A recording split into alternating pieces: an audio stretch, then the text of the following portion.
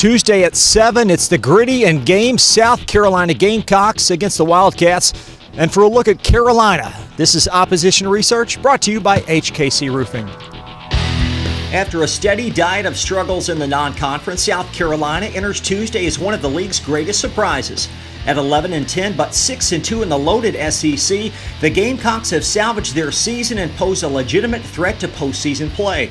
In a critical game Saturday, Carolina found a way, getting past Georgia in Athens.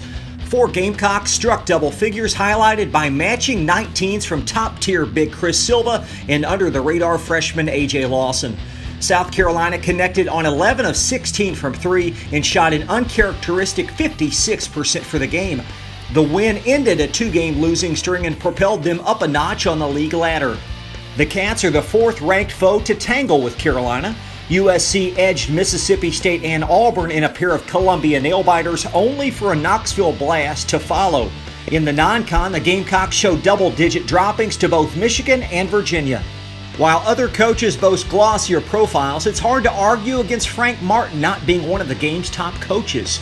A child of Cuban exile, Martin's path to Columbia is moving. 15 years at the Miami High, ranks 8 as an assistant before Northeastern tabbed him as their recruiting coordinator in 2000. 4 years later, the South Floridian got his break, an assistantship with Bob Huggins at UC. Martin would eventually follow his mentor to K-State for a similar role before succeeding him a year later. After 5 successful seasons in Manhattan, including 4 NCAAs, Martin left for Columbia. Cumulatively, this is Martin's 12th season as a collegiate head coach, and he's closing in on 250 wins. His career highlights include a Final Four and an Elite 8, scattered inside 6 NCAA appearances. The head coach's top player is the rock-solid Chris Silva.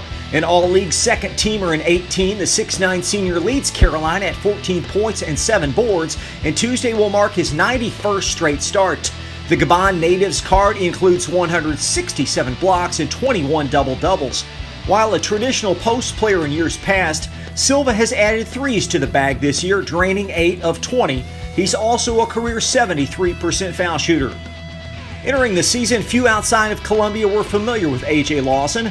A Canadian find, the 6'6 freshman has started every game in the backcourt and puts forth 13 a night while leading the Gamecocks in assists and steals. Lawson just missed his 5th 20-plus point outing over the weekend and is one of 6 freshmen on the roster.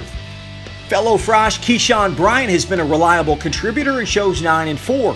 The 6'6 wing has absorbed the minutes after a couple of injury-shortened rotation. A top 100 recruit via Winter Haven, Bryant came through with an 11.6 rebound effort in Athens and totes a career best of 21. His shooting woes, however, are apparent, per just 16% from 3 and 57% at the charity stripe. Mike Kotsar returns up front in a supporting role. The 6'11 junior ponies up 9 points and 5 boards, a replica of last season. The Estonia-born did not play in the Michigan and UVA losses, but when healthy can be a factor, a la 25 versus Mississippi State earlier this season. Kotsar has started 83 career games, but is merely a 51% foul shooter during that time. Georgetown transfer Trey Campbell rounds out the usual 5. The 6-foot grad student shows only 6 per, but has been stellar of late with 14 opposite UT 2 games back and a 9.7 assist performance in Athens. Campbell is a 32% three-point shooter and one of the group's better foul shooters as well, checking in at 84%. Providing an 11-point spark off the bench is reliable guard Hassani Gravett. The 6'2 senior posted a career-high 23 v Coastal Carolina last November, and his 39 threes are a Gamecock best, in addition to 85% accuracy from the foul line. And Chilean Felipe Haase provides beef in the post at the tune of 7-4. The 6'9 sophomore ponied up a high-water mark of 14 in the Mizzou win, and like Gravett, is a mid-80s foul shooter. Fast facts. Despite their solid league start, the Gamecocks have struggled mightily with offensive efficiency. As a result, their margin of error is razor thin as they average just 1 more point than they allow. And it's been 10 years since the Gamecocks won in Lexington.